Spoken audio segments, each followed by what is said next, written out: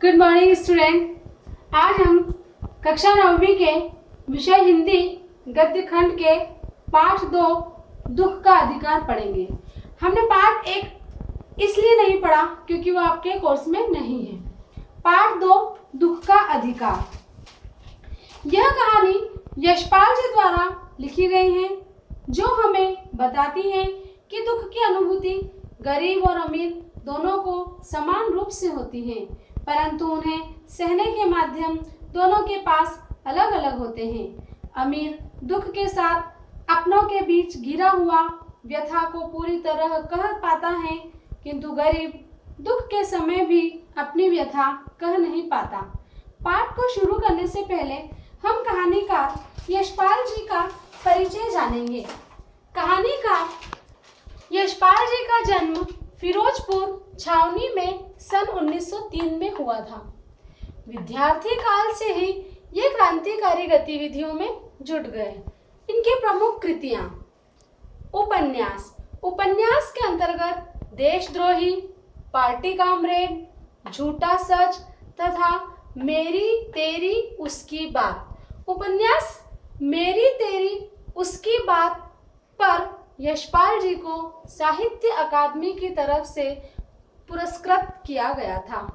इनकी कहानियां हैं ज्ञानदान, तर्क का तूफान, पिंजड़े की उड़ान, फूलों का कुर्ता।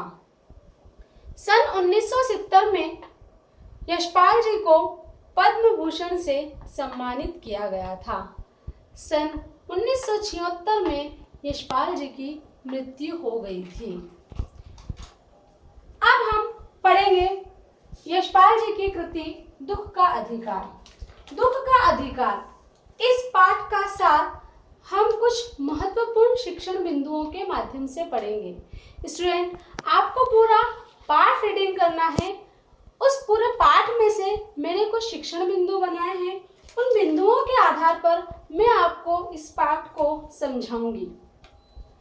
इसका पहला बिंदु है मानव जीवन में पोशाक का महत्वपूर्ण स्थान तथा पोशाक द्वारा व्यक्ति के अधिकार व स्तर का तय होना। लेखक ने इस पाठ में सबसे पहले ये बताया है कि मानव जीवन में पोशाक मतलब अपनी वेशभूषा, अपने कपड़े, अपने वस्त्र का अत्यंत महत्वपूर्ण स्थान है। पोशाक समाज में मनुष्य का अधिकार और स्तर निश्चित करता है। पहले बिंदु के बाद लेखक दूसरे बिंदु में बताता है कि बाजार में रोती हुई बुढ़िया का खरबूजों की डलिया लेकर उनकी बिक्री के लिए बेचना। बाजार में एक बुढ़िया खरबूजों की डलिया लेकर उनकी बिक्री के लिए बैठी हैं, किंतु वह कपड़े से मुंह छिपाए सिर को घुटनों पर रखे फपक फपक कर रो रही थी, जिससे कोई उसके खरबूजे नहीं खरीद रहा था। तीसरा बिंदु आता है लोगों द्वारा बुढ़िया पर व्यंग कसना। फपक फपक कर रोने के कारण बुढ़िया के खरबूजे कोई नहीं खरीद रहा था। लोग उस पर व्यंग कस रहे थे। कोई पहला व्यक्ति कहता है कि बुढ़िया कितनी बेहया है, लड़के को मरे 1 दिन नहीं हुआ और बाजार में खरबूजे बेचने आ गई। कोई दूसरा व्यक्ति कहता है कि 13 दिन का सूतक पूरा भी नहीं होने दिया और बुढ़िया बाजार आ गई। कोई तीसरा व्यक्ति कहता है कि इन गरीब लोगों के लिए तो सिर्फ पैसे ही सब कुछ होते हैं। इस तरह वे तीनों लोग बुढ़िया के ऊपर व्यंग कस रहे थे।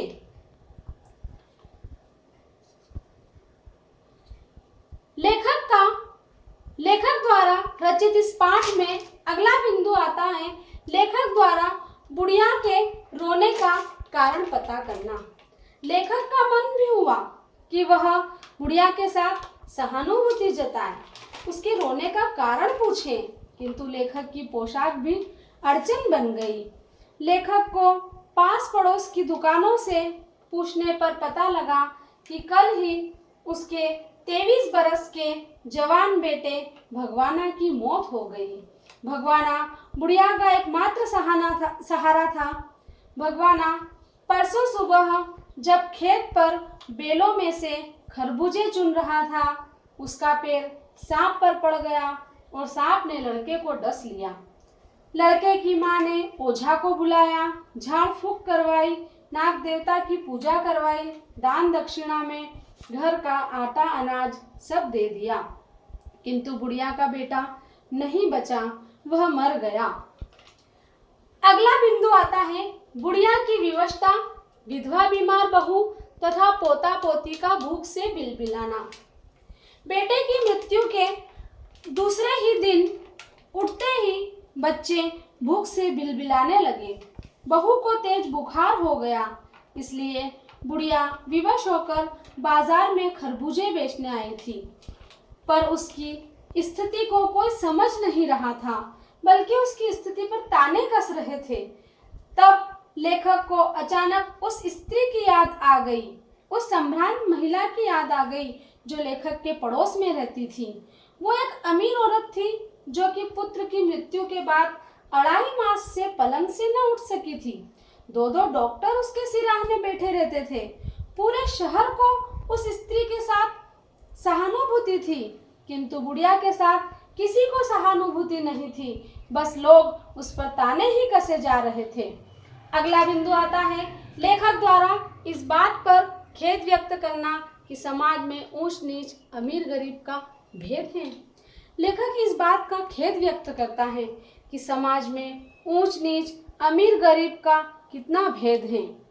लेखक यह भी प्रश्न करता है कि क्या समाज में दुख और शोक मनाने के लिए भी इतनी सुविधा का होना आवश्यक है, क्योंकि इंसान तो सभी हैं, दुख सभी को होता है, दुख मनाने का अधिकार तो सभी को होना चाहिए। पर यह हमारे समाज की विडंबना है कि हमारे समाज में ऐसा नहीं होता है।